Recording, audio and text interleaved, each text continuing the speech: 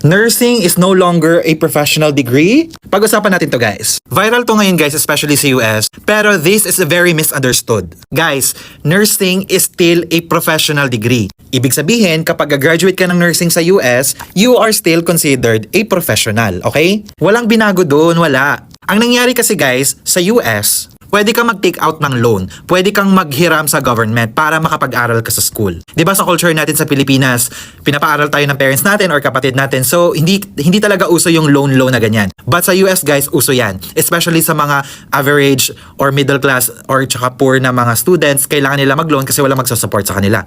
Anyway guys, ito yung nangyari. So, binago sa US, tinanggal yung nursing as part of the professional degree list. Kasi meron silang law doon. Guys, this is not exactly it ha, pero binibigay ko lang yung buong gist sa inyo. Kasi merong law doon sa kanila guys, na kapag nakapasok ka sa listahan ng mga professional degree, kung nakapasok yung course mo doon as part of professional degree, pwede ka mag-loan up to 200,000 pesos. Lagay natin pesos or US dollars. Pwede yan, USD. Sige, ilalagay ko dito para maintindihan natin. So kung ang example, nursing student ka at gusto mo mag-take ng graduate school, gusto mo pumasok ng grad school, halimbawa nursing student ka, you're a professional pero gusto mo mag-take ng grad school. Dati, ang nursing, part siya ng professional degree. So, pwede ka mag-loan daw up to 200,000 USD per year or siguro mga 50K per month. Ewan ko, hindi ko sure guys, pero ganito yon. Ngayon guys, ang ginawa nila, tinanggal nila yung nursing sa professional degree. So, magiging part na siya ng graduate degree. Kapag graduate degree lang siya guys, yung loan na maloloan mo every year, umaabot lang daw siya ng 20K. Hindi ko alam kung exactly 20K guys, pero nilagay ko na lang siya as example lang. So grabe yung baba guys, no? From 200K, bumaba na yung loan sa nursing ng 20K.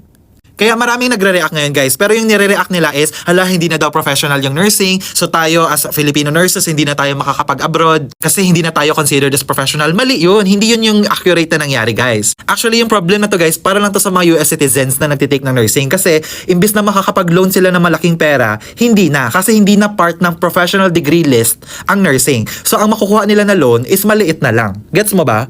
So marami ring affected guys, hindi lang naman nursing, 'di ba? From professional degree, yung mga PT, pharmacist, mga occupational therapist, yung pwede sana nilang ma-loan na ganito, hindi na kasi hindi na sila part ng professional degree. So ito lang yung amount na pwede nilang ma-loan, especially if pupunta sila sa grad school. So makaka-affect ba siya sa atin? Hindi naman guys, hindi naman tayo nag-loan doon. Magte-take lang naman tayo ng NCLEX unless nag-work ka doon or US citizen ka or i-proceed mo siya sa grad school. So hindi ka na talaga makakapag-loan ng malaki kasi nga hindi ka na part sa professional degree list. But that doesn't mean hindi ka professional, okay? You are still a professional. Wala silang sinabi na hindi ka professional. Sa loan to guys,